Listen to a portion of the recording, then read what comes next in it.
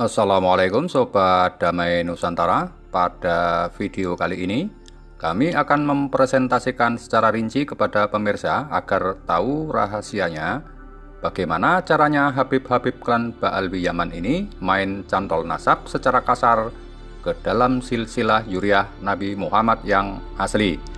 Kita akan bongkar seterang-terangnya di sini pemirsa.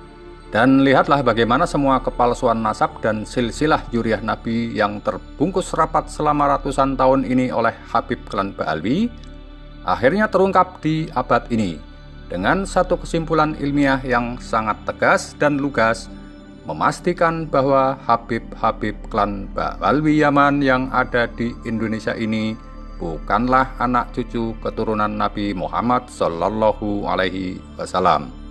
Padahal selama ratusan tahun itu pula para Habib klan Ba'alwi Yaman ini dengan jumawa membanggakan diri di tanah pertiwi dengan mengaku diri sebagai kelompok manusia paling unggul, sebagai keturunan Nabi Muhammad yang menuntut untuk dihormati oleh pribumi. Dan selama ratusan tahun itu pula umat Islam di Indonesia dipatri, dijejali dengan doktrin-doktrin kurafat dan dongeng-dongeng yang mendistorsi ilmu, seperti pemujaan berlebihan terhadap makam-makam leluhur mereka. Satu orang Habib bodoh lebih mulia ketimbang 70 kiai. Kemudian dongeng-dongeng tentang Habib Mi'raj 70 kali sehari. Lalu Habib yang mampu memadamkan api neraka dan sebagainya.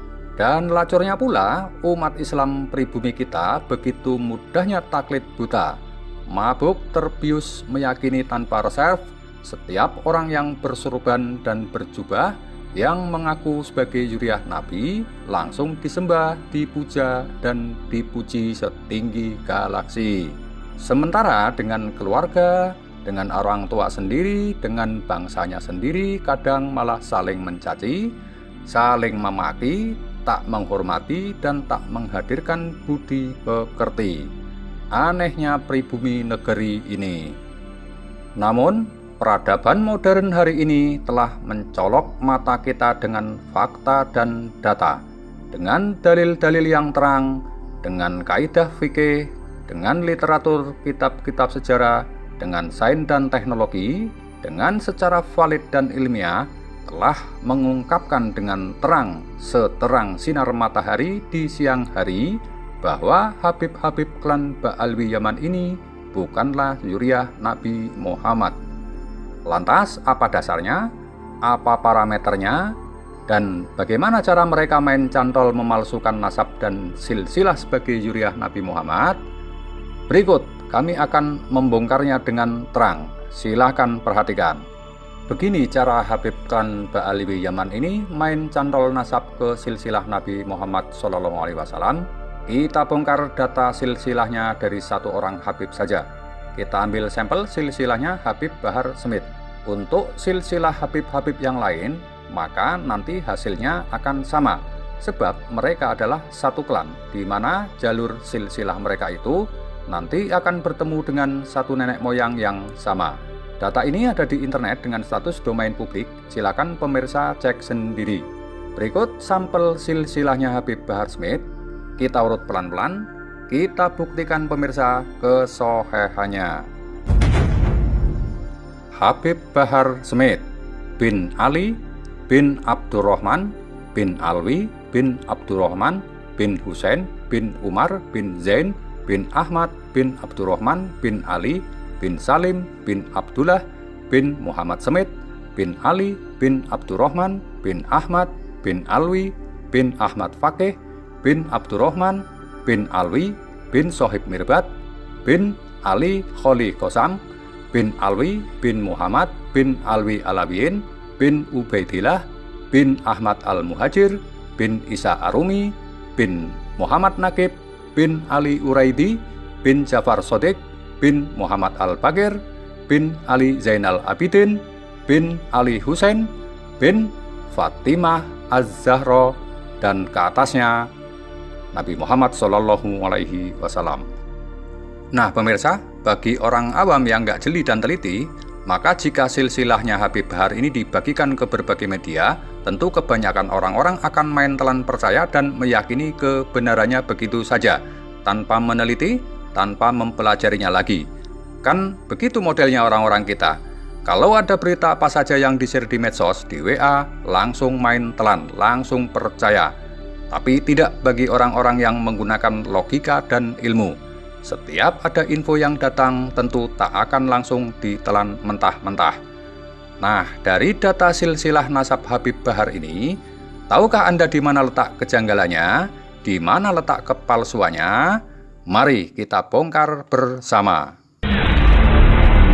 Sobat pemirsa, inilah kepalsuan kebohongan silsilah nasab Habib-Habib klan Ba'alwi Yaman yang mengaku sebagai zuriyah Nabi.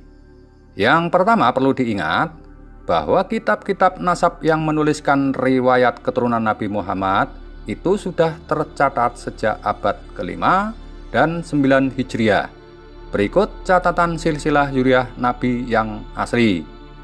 Nabi Muhammad mempunyai putri bernama Fatimah yang menikah dengan Sayyidina Ali bin Abi Thalib. Kemudian mempunyai 2 putra yaitu Hasan dan Husain. Dari jalur Hasan menurunkan putra bernama Hasan, Ali Qasim, Muhammad, dan Zaid. Kemudian dari jalur Husain menurunkan putra bernama Ali Zainal Abidin, Muhammad Al-Baqir, Ja'far As-Shadiq, Ali Uraidi, Muhammad An-Naqib, Isa Arumi, dan Ahmad bin Isa. Sedang Ahmad bin Isa menurunkan putra 3 orang, yaitu bernama Muhammad, Ali, dan Husain. Nah pemirsa, silsilah keturunan Nabi Muhammad yang asli ini sudah terekam dalam kitab-kitab sezaman dan dalam berbagai manuskrip di seluruh dunia. Berikut daftar kitab-kitab yang meriwayatkan zuriyah Nabi Muhammad yang asli. Pada abad 5 ada kitab Tahzibul Ansab wa Nihayatul Alqab, karya Syekh Syaraf Al-Ubaidili, wafat pada 435 Hijriah. Kemudian ada kitab Al-Mazdi, karya Syekh Al-Umari, masa 490 Hijriah. Kemudian ada kitab Muntaqilah Al-Talibiyah, karya Toba-Toba, hidup masa 400 Hijriah. Kemudian pada abad ke-6 ada kitab Al-Sajarah Al-Mubarakah, karya Imam Fakhruddin Ar-Razi, masa 597 Hijriah. Kemudian pada abad 7 ada kitab Al-Fakhri fi Ansabit Thalibin, karya Abu Thalib Ismail bin Husain Al-Marwazi, masa 614 Hijriah. Kemudian pada abad ke-8 ada kitab Al-Asili fi Ansabit Thalibin, karya Muhammad ibnu Toqtoqi Al-Hasani, masa 709 Hijriah. Kemudian ada kitab As-Sabat Al-Muson, karya Ibnu A'raj Al-Husaini, masa 787 Hijriah. Kemudian pada abad 9 ada kitab Umdatut Thalib fi Ansabi Abi Thalib, Ahmad ibnu Ali ibnu Inabah, masa 828 Hijriah. Kemudian pada abad 10 ada kitab Tuhfatut Thalib, karya Zakaria Al-Ansori, masa 926 Hijriah. Sobat pemirsa, dari 9 kitab nasab ini tidak ada sama sekali yang menyebutkan bahwa Ahmad bin Isa mempunyai anak bernama Ubaidillah dan mempunyai cucu bernama Alwi. Nah, barulah di abad ke-10 tiba-tiba muncul kitab yang menyebutkan nama-nama leluhur Ba'alwi yang mengklaim sebagai zuriyah Nabi Muhammad. Kitab-kitab selanjutnya yang menyebut Ubaidillah sebagai anak Ahmad bin Isa bin Muhammad Al-Naqib adalah kesemuanya bersumber atau menukil dari kitab karangan Habib Ali As-Sakron, wafat 895 Hijriah, yaitu dalam kitab Al-Burqatul Musiqah atau dikenal dengan kitab Al-Burqah. Berikut daftar kitab nasab versi Ba'alwi yang baru muncul di abad ke-10 Hijriah. Pada abad ke-10, Ba'alwi mengarang kitab Ad-Daulami, karya As-Sakhawi, wafat pada 902 Hijriah.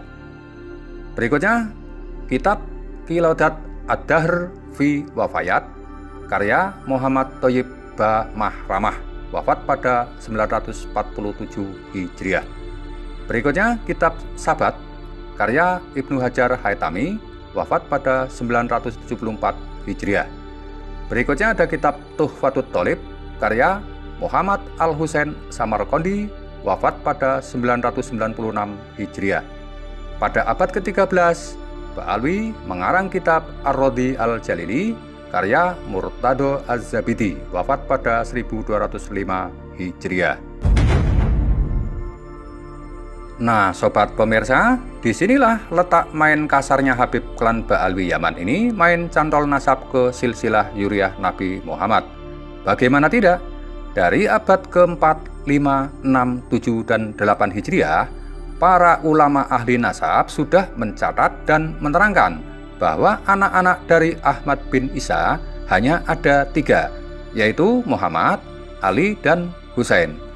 Tidak ada nama anak dari Ahmad bin Isa yang bernama Ubaid atau Ubaidullah. Tidak ada. Kemudian di abad 10 muncul kitab Tuhfatut Thalib karya As-Samarqandi. Selanjutnya menyatakan bahwa Ubaid atau Ubaidillah ini punya anak yang namanya Alwi. Jadi pemirsa, kalau dihitung putusnya rantai nasab Habib Ba'alwi yang mengklaim sebagai Yuriah Nabi, jika dihitung dari abad ke-4 sampai dengan abad ke-10, maka terputus selama 550 tahun. Artinya, silsilah Yuriah Nabi Muhammad yang paten sudah tercatat sejarah sejak abad ke-4, tiba-tiba 550 tahun kemudian atau di abad ke-10 baru muncul nama-nama klan Ba'alwi yang mengklaim sebagai Yuriah Nabi. Klaim bahwa Ba'alwi inilah baru muncul dan tertulis dalam kitab Tuhfatut Thalib karya Husain Samarqandi di abad ke-10. Pertanyaannya adalah, dari mana kitab Tuhfatut Thalib ini mendapatkan berita bahwa Ubaid merupakan anak Ahmad bin Isa, sedangkan kitab-kitab sezaman yang paling dekat dengan masa kehidupan Ahmad bin Isa sudah menyatakan bahwa Ahmad bin Isa hanya punya anak 3, yaitu Muhammad, Ali, dan Husain. Ternyata setelah ditelusuri dan dikumpulkan semua literatur kitabnya, ujung-ujungnya tetap mentok di abad ke-9 Hijriah, di mana Ubaidillah yang diklaim sebagai anak Ahmad bin Isa itu ada di dalam kitab karya Ba'alwi sendiri. Nama kitabnya seperti yang disebut di atas, yaitu Al-Burqatul Musiqah karya Ali Abu Bakar As-Sakron. Habib As-Sakron menuliskan dirinya punya silsilah ke atas, yaitu Ali bin Abu Bakar bin Abdurrahman bin Maulana Dawilah bin Ali Sohibut Tarok bin Ali Al-Goyur bin Faqihul Muqaddam bin Ali bin Ahmad Sohib Mirbat bin Alwi Ali Qasam bin Ali bin Alwi bin Ubaidillah bin Ahmad bin Isa. Nah, Abu Bakar As-Sakron ini yang mengarang sendiri silsilah nasab tersebut di atas.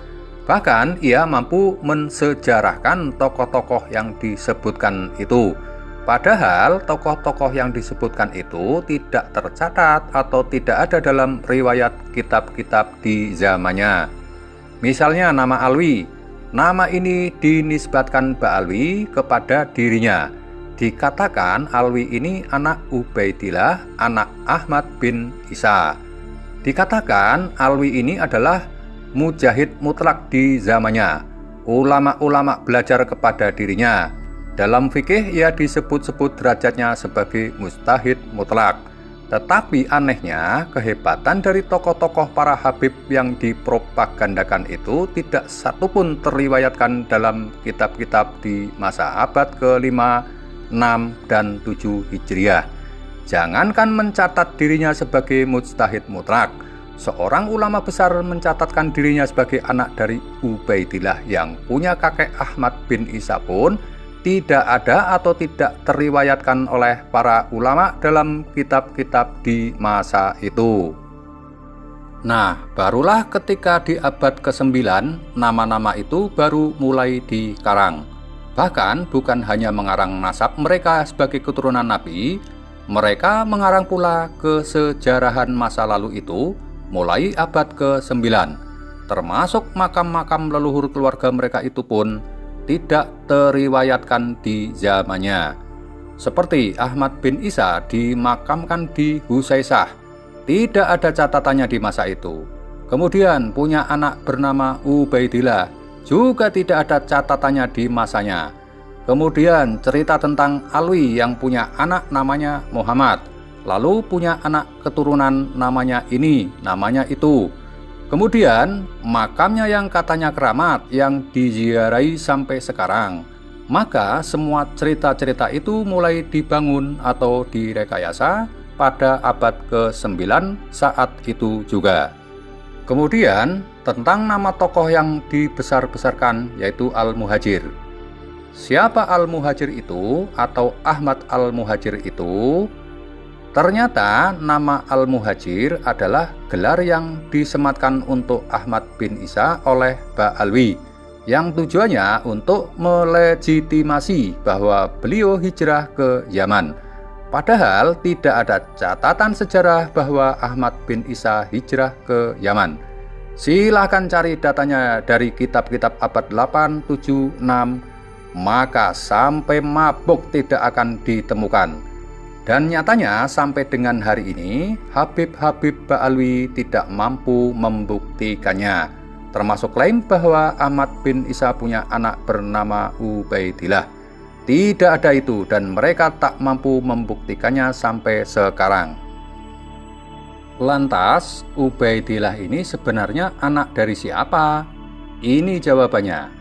Ternyata ada catatan riwayat bahwa orang yang bernama Ubaidillah ini ada dalam silsilah Bani Ahdal, yaitu Ubaidillah bin Isa bin Alwi bin Muhammad bin Himham bin Aun bin Ahdal.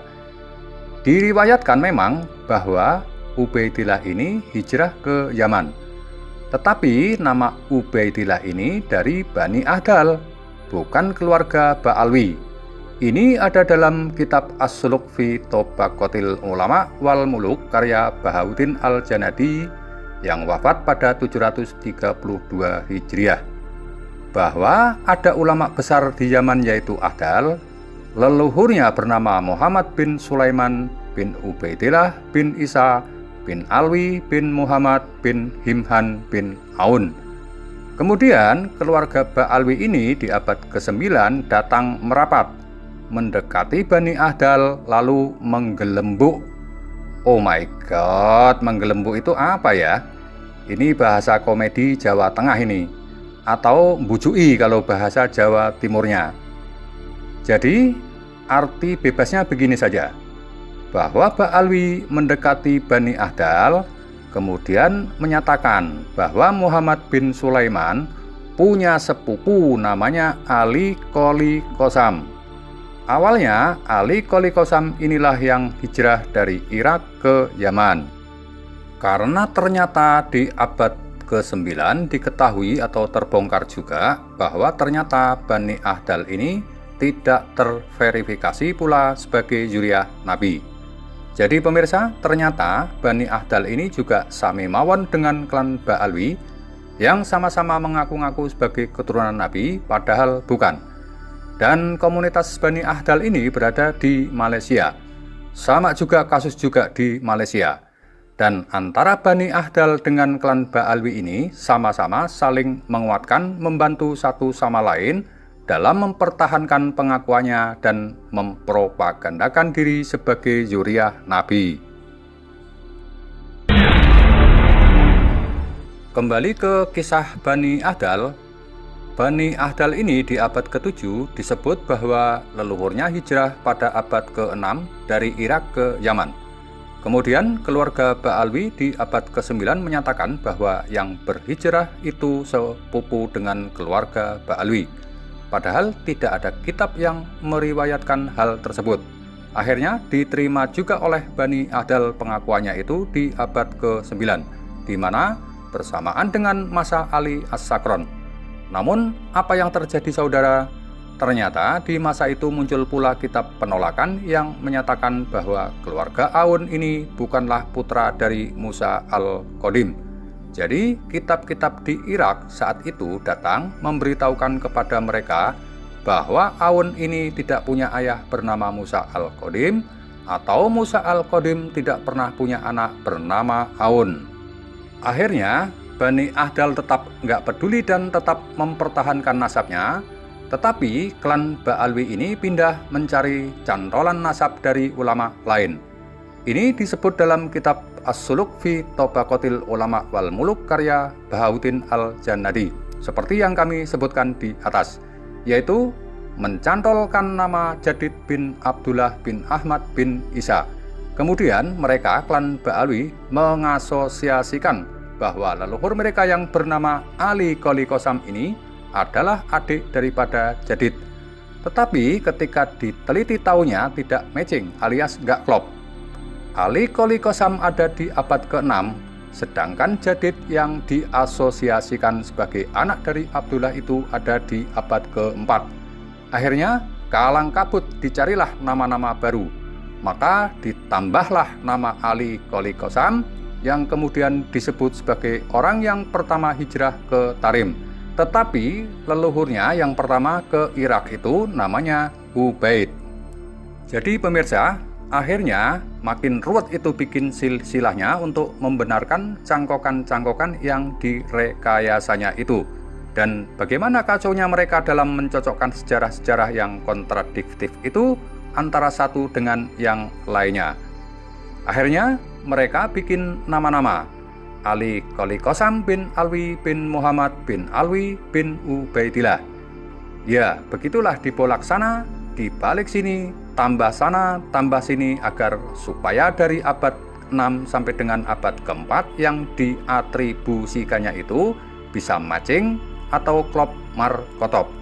Tetapi pemirsa, ketahuilah, jejak sejarah tak akan pernah menipu. Kebenaran tak pernah lekang dimakan zaman.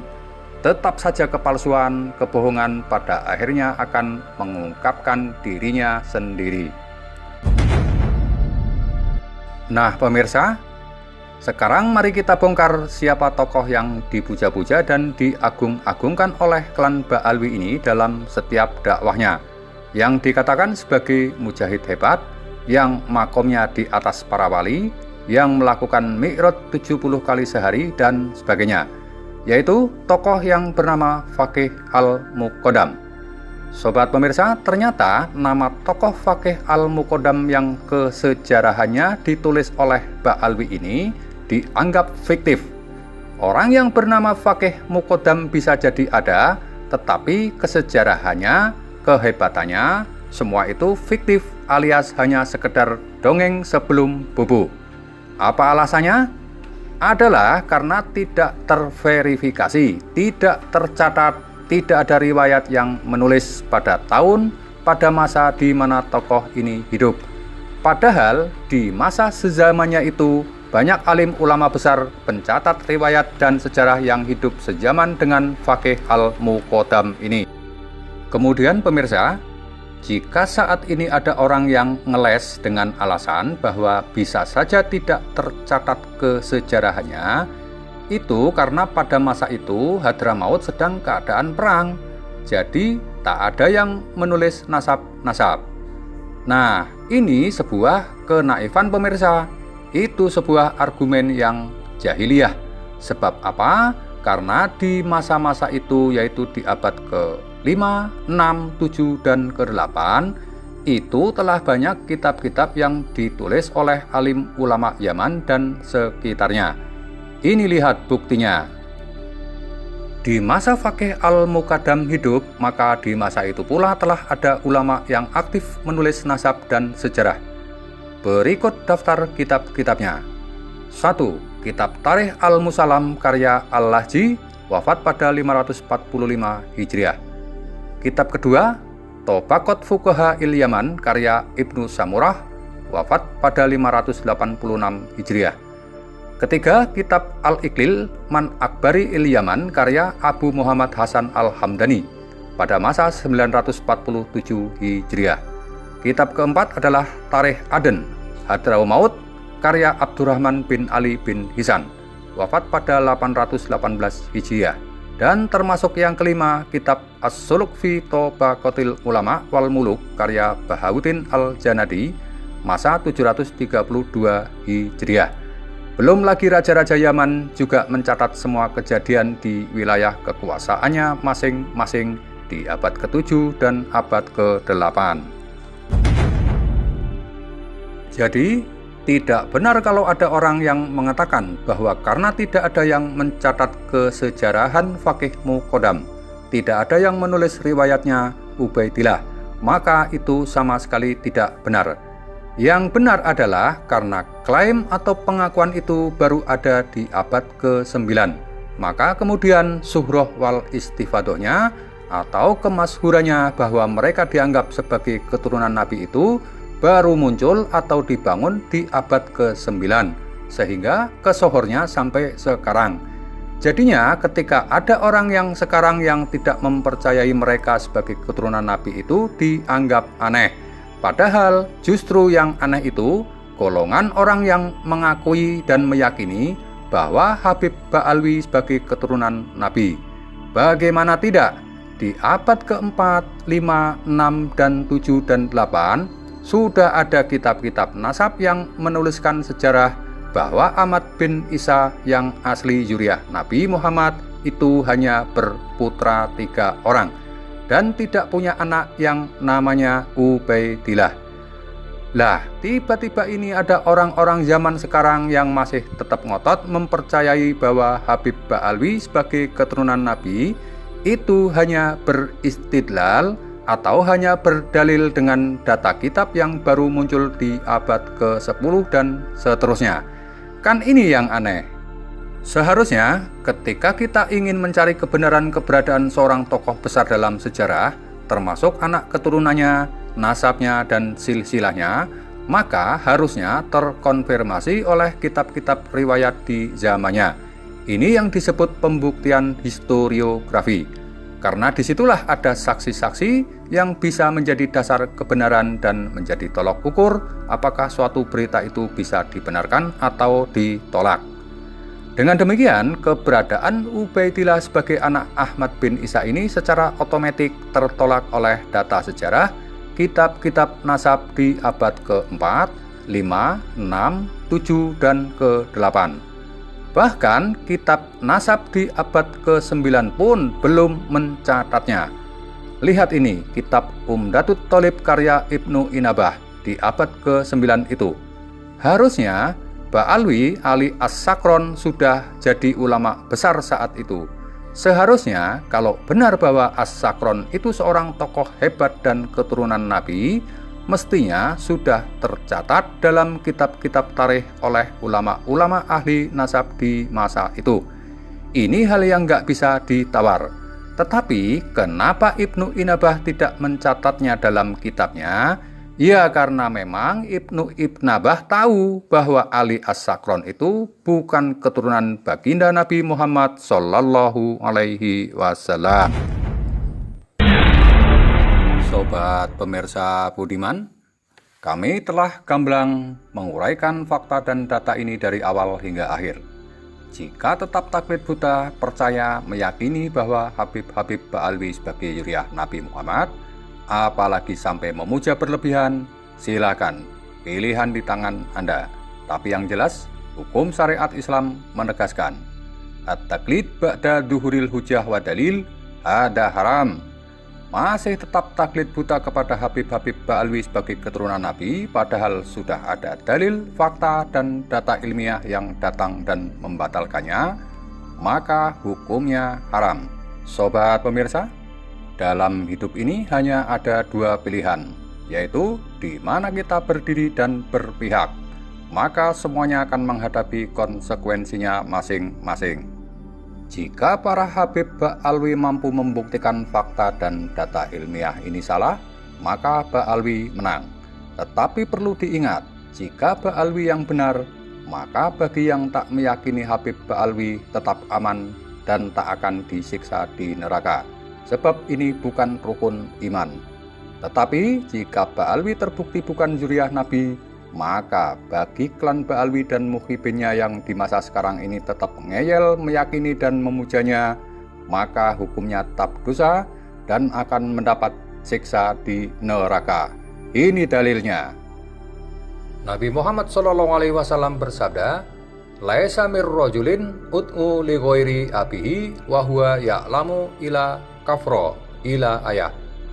Tidak ada seorang pun yang menisbatkan diri kepada selain bapaknya, padahal ia tahu bahwa itu bukan bapaknya, kecuali dia kafir. Dan siapa yang mengaku-ngaku ia berasal dari suatu kaum, padahal sama sekali tidak ada nasabnya kepada mereka, maka hendaklah ia mempersiapkan tempat duduknya dari api neraka. Hadis riwayat Bukhari Muslim. Sadis kan dalil-dalil ancamannya dari Tuhan? Maka mari bebaskan kita dari perbudakan spiritual dan mari berislam dengan ilmu pengetahuan, bukan dengan doktrin-doktrin halu. Semoga menjadikan pencerahan. Salamun qaulam mir rabbir rahim. Alhamdulillah, video ini sangat mudah untuk dipahami, di mana nasab-nasab mereka ini nyantor ke zuriyah Rasul. Jadi mudah dipahami video ini.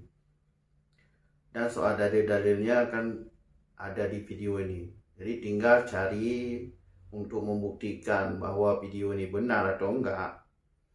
Tinggal cari aja kitab-kitab yang tersebut dalam video ini tadi. Kitab abad ke-4, ke-5, ke-6, ke-7 sampai ke-9. Jadi cari aja kitab itu beserta manuskrip-manuskripnya kalau ada. Jadi bisa memahami, bisa dipahami kan? Jadi tidak usah ragu lagi kalau habaib ini bukan keturunan Nabi. Karena logika dipakai aja itu ketemu. Mereka itu mengaku zuriyah Rasul di abad 10 awal atau 9 akhir.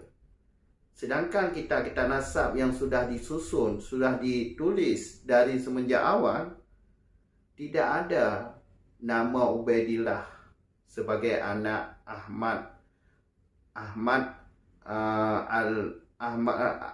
Ubaidillah anak Ahmad al-Abah atau al-Muhajir, kata mereka habaib. Jadi kita nasab zaman dulu, yaitu sebelum abad 9 sampai 4, nggak ada. Jadi jelas mereka itu mengaku-ngaku turunan Nabi. Ini penjelasan di video tadi jelas, mudah dipahami bagi orang-orang awam seperti kita. Sekarang sadarlah, mereka itu bukan cucu Nabi, cuma mengaku-ngaku cucu Nabi. Secara DNA mereka itu Yahudi. Sudahlah, tinggalkan mereka itu. Mungkin kalau di tempat-tempat lain habaib itu enggak seperti yang di Pulau Jawa. Kalau habaib di Pulau Jawa ni, waduh, mengemis, dawe terus mereka itu, menipu rakyat, menjual sorban, barang-barang apalah, dijual dengan harga yang lumayan mahal. Itu kan penipuan. Itu menjual sesuatu dengan mengatasnamakan cucu Nabi, karamah cucu Nabi, ini itulah. Paham kan? Cukup sekian dulu. Assalamualaikum warahmatullahi wabarakatuh.